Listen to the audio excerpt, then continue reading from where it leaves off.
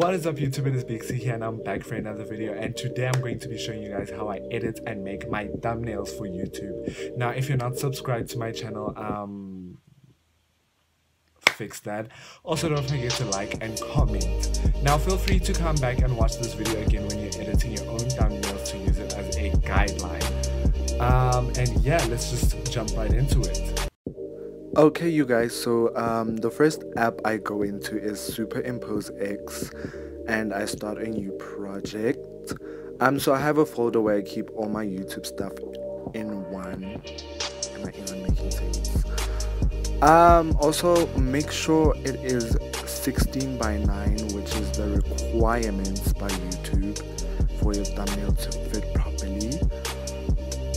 And yeah, once the picture is loaded, we're gonna go ahead and duplicate the layer.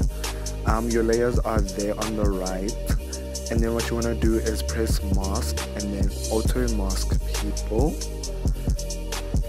This is what we're gonna use to outline me. It will all make sense as we go, so just keep watching. And then now we're just gonna fix up what the app didn't mask properly. So I changed the masking tool. I think I used the third one, the brush, and then I'm gonna go ahead and erase what the app didn't erase.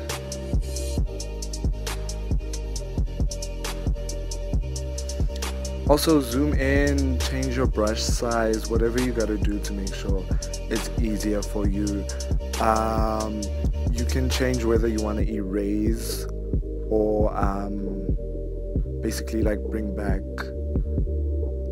whatever you've erased or the app erased using the little button at the bottom right.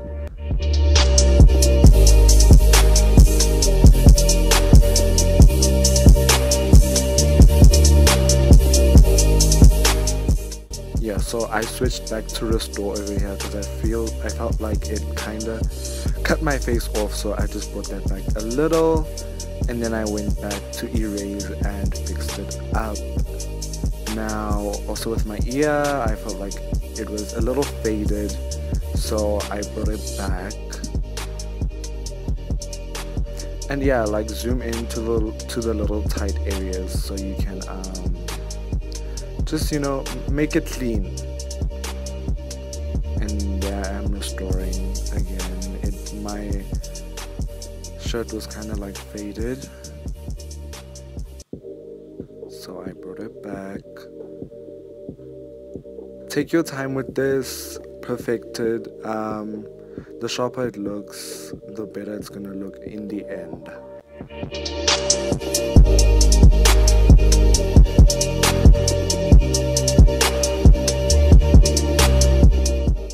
Okay, and then we're done, and then we brought it back. So next we're gonna go to Google, and so I want a purple theme for the thumbnail, so I Google purple and white gradient background, and then yeah, I just kind of like search for the purple I want, and this is the one I found, and I saved that. I saved two just in case I don't like the one I picked first. And then we go back to Superimpose X. Oh, and guys, this is the paid version of Superimpose.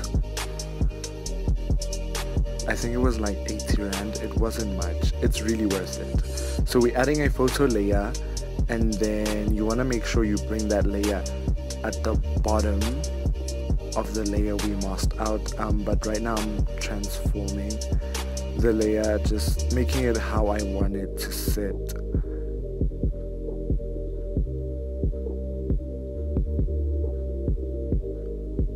So there, I moved it to the back of the image I masked, and then we're gonna go to layers, and then at layers we're gonna press blend and choose how we want the purple to come through in the picture basically.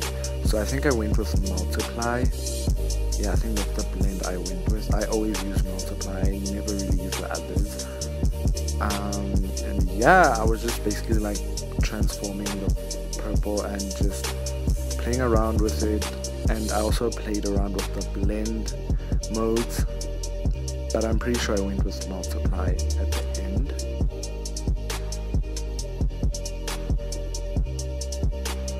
Yeah, we went with multiply. That's my favorite. And then what did I do next?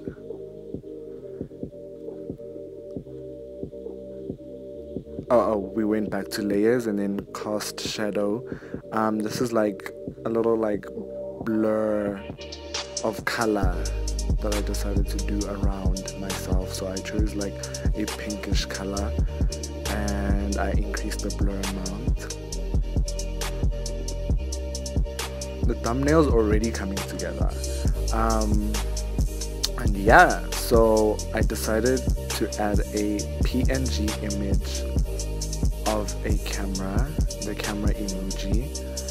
So just Google camera emoji PNG.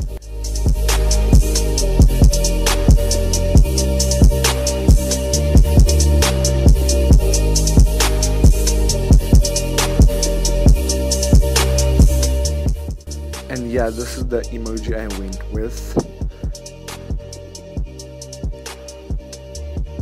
So if the emoji has a background, you can use background eraser.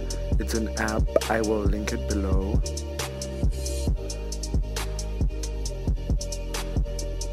And yeah, that's the PNG or sticker, whatever you want to call it, of the camera emoji.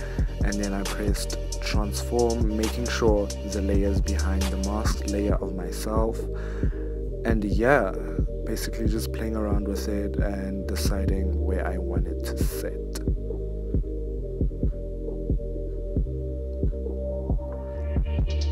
And yeah, and then I added a little blur to it. I went to editor and then I chose motion blur, and I didn't really do it too much. You can't really tell. I could have actually left it because as you can see it doesn't look really blurred, but you can also blur your backgrounds, not just like the PNG or whatever.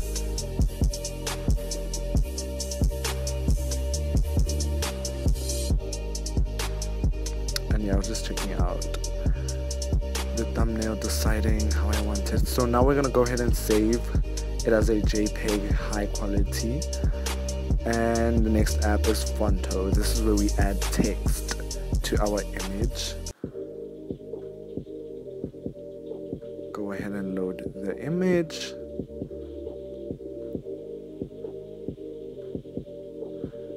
And then I tapped on the image and pressed add text.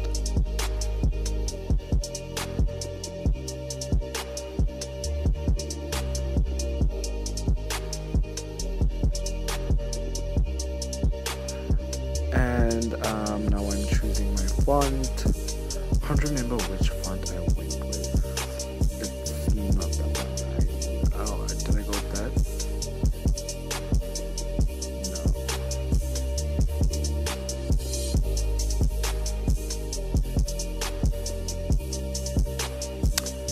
And then I went ahead and I pressed style. What did I do size first? Oh, I sized it up first. And then I pressed style, I'm pretty sure, and then I chose the color gray, which is, I'm basically gonna duplicate the text there over there so that I can create like a 3D effect. And then we're gonna create a color pattern, and at the top I clicked the horizontal and I changed it to vertical. It kind of looks better. I feel it looks better like this. And then we are creating a color pattern to give us more of that 3D effect. And then I went ahead and I put it on top of the other text. So now just playing around with it, making sure it looks 3D.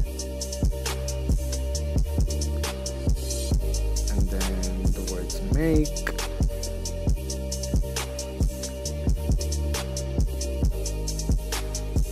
So I kind of went back and I went to style, and then I pressed style again at the top, and then I kind of added a blur to it. I pressed, I think, the third A at the bottom under style to give it that blur, and then I went back again and I changed the blur to white, I'm pretty sure.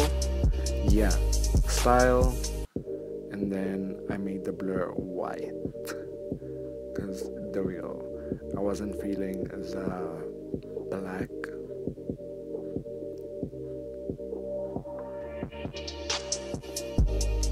So I'm just kind of like play around with it until you find a position where you like your words, and yeah, that is basically it for Fonto.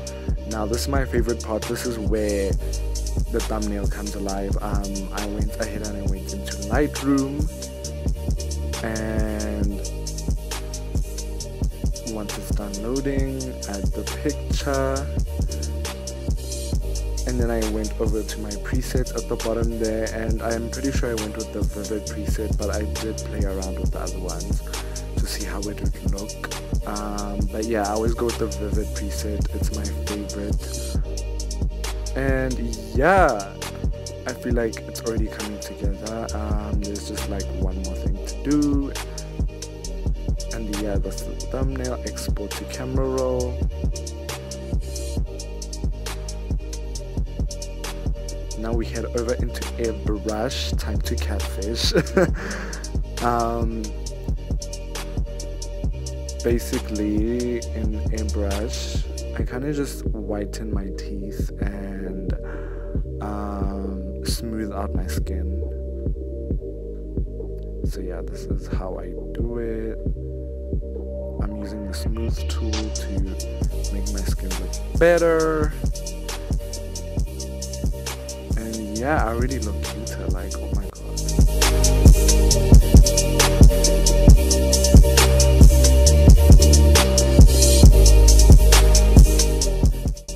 I went over to the whiten tool and I started whitening my eyes.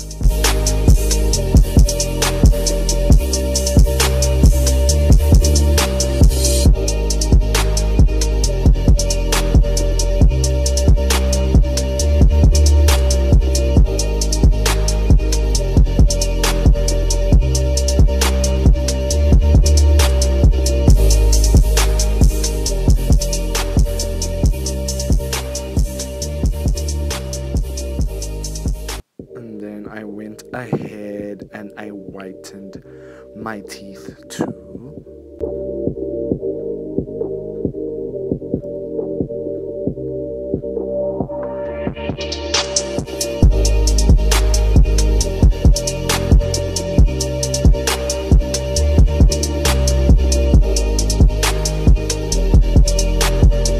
And yeah, once I was done whitening my, oh, I'm not done, I guess.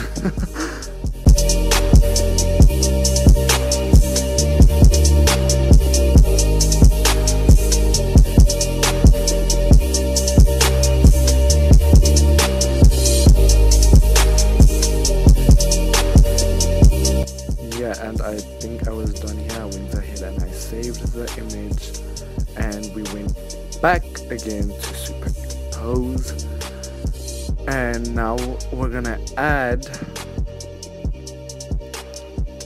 the little camcorder frame thing,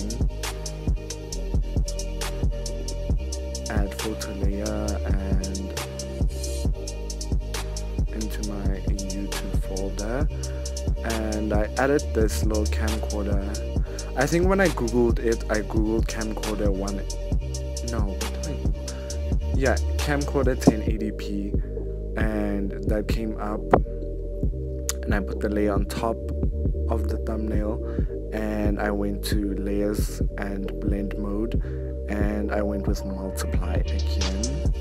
And yeah, now I'm just kind of like resizing it under transform, just deciding how I want it to sit, making sure it's not covering any of the words in our thumbnail.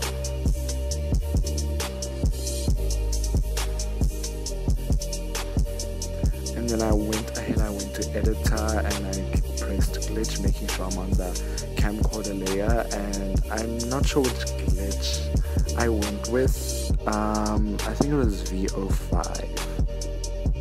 No. yeah, it was VO5, and then I kind of decreased the distort. What did I increase it? Oh, I increased it actually to around 42. And yeah, that is it for the thumbnail. Once you start doing it often, you'll actually like get used to doing it. But yeah, just come back, rewatch the video, use it as a guideline. I hope it helps. And yeah, that is basically it